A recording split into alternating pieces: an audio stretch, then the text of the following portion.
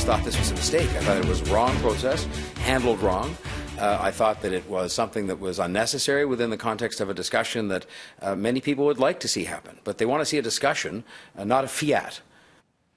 And that was Mayor John Tory reacting to Premier Doug Ford's decision to invoke that notwithstanding clause overriding the judge's decision to quash Bill 5.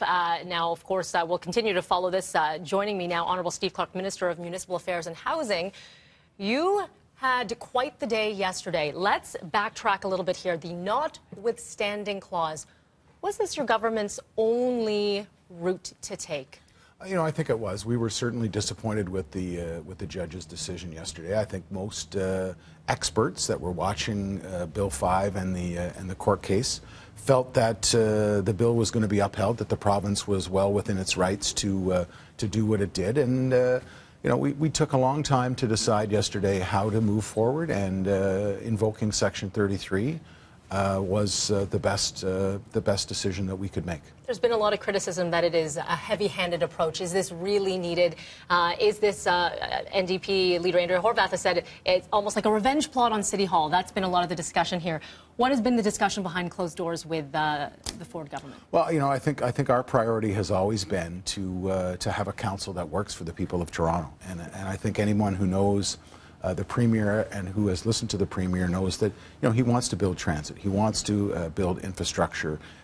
You know, we need more affordable housing in the city, and our government believes that having a streamlined council with 25 councillors with the same ward boundaries that the federal MPs and the provincial MPPs have is in the city's best interest, and we'll have a council on October 22nd that can make those tough decisions, but do it in a more streamlined approach. So we believe that the original Bill 5 was good public policy. We still believe it is today, and tomorrow I'll be reintroducing the bill, invoking Section 33, and we'll move it forward through the legislative process. Okay, with legislature obviously being recalled tomorrow, how do you envision tomorrow going? It is not going to be a short day.